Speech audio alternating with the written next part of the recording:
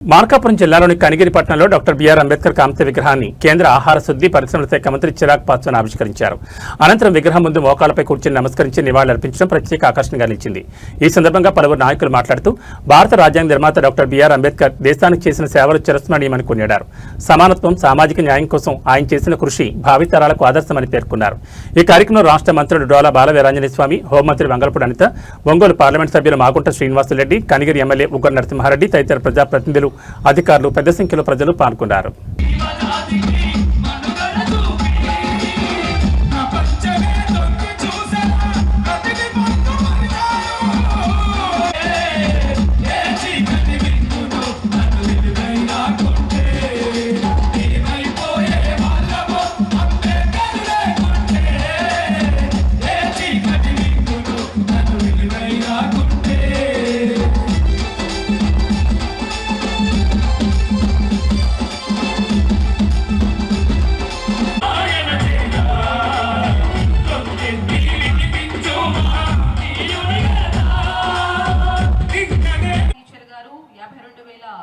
రూపాయలు, కమతం వెంకటేశ్వర రెడ్డి గారు కాంట్రాక్టర్ గారు 50,116 రూపాయలు, ముచ్చుమారి చెంచురెడ్డి గారు రియల్ ఎస్టేట్ 50,116, పోతిరెడ్డి తిరుపతి రెడ్డి గారు రియల్ ఎస్టేట్ 50,116 రూపాయలు, బోయల్ల తిరుపతి రెడ్డి గారు రిటైర్డ్ హెచ్ఎం 50,116 రూపాయలు, సాని కొమ్ము విజయ భాస్కర్ రెడ్డి గారు టీడీపీ నాయకులు 50,000 రూపాయలు, వరా చిన్న సింగారెడ్డి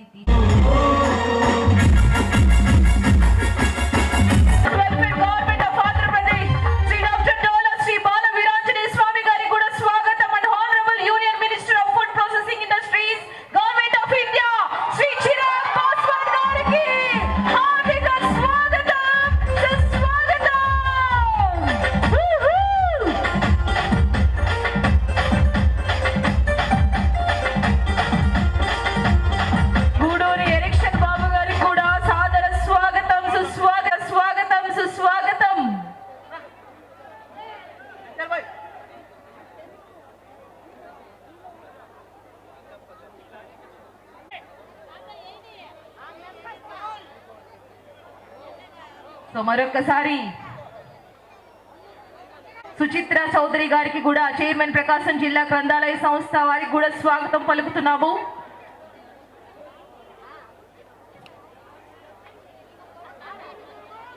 శ్రీ బి గారికి కూడా స్వాగతం సుస్వాగతం. Darsi incharge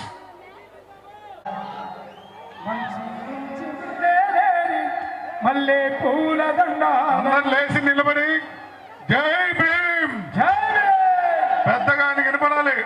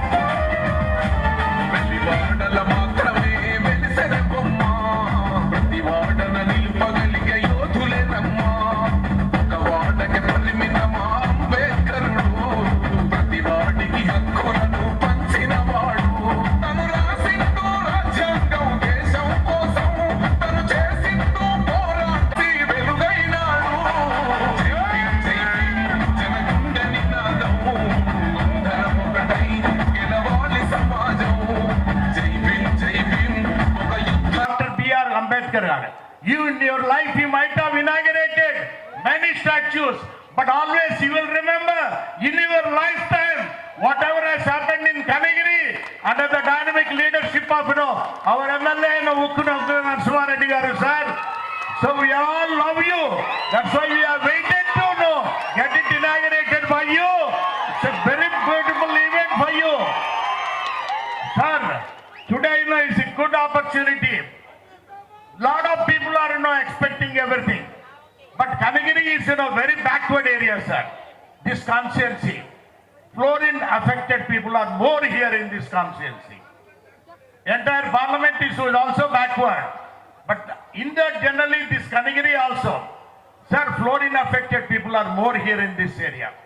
Irrigation facilities are not much. Only the thing is horticulture is more here in this. And our Honorable Chief Minister of Andhra Pradesh, Sri Chandrababu Naidu Garu, he has planned to put a heart to Delhi tonight. So you are taking a lot of efforts. So sir, we are all thankful to you also for your excellent visit. Thankful to you once again. Andariki namaskaram. Thank you sir. Schedule తీసుకోవాలనుకున్నారు కానీ ఆ రోజున షెడ్యూల్లో మిగిలినటువంటి అతిథులందరికీ ఉండడం కష్టమని చెప్పేసి ఈ డేటు వారి అనుమతితో ఈ విగ్రహావిష్కరణ కార్యక్రమం రావడం జరిగింది. దానికి కూడా కారణం ఇందాకే తీసుకొచ్చారు ఒక అబ్బాయిని, సాయి విలాస్ పాస్వాన్ అని చెప్పేసి. ఈ ప్రాంతంలో రామ్ విలాస్ పాస్వాన్ గారి యొక్క వారి యొక్క ఫాలోవర్స్ కూడా ఉన్నారు. వారు రామ్ విలాస్ పాస్వాన్ గారు షెడ్యూల్డ్ క్యాస్ట్ ఉన్నతి కోసం, వారి అభ్యుదయాల కోసం పాటుపడినటువంటి వారి కుమారుడు కేంద్ర మంత్రి చిరాగ్ పాస్వాన్ తీసుకురావాలని చెప్పేసి వారు కోరుకున్నందున ఆ డేట్ కోసం ఈరోజు వెయిట్ చేసి మనం తీసుకోవడం జరిగింది.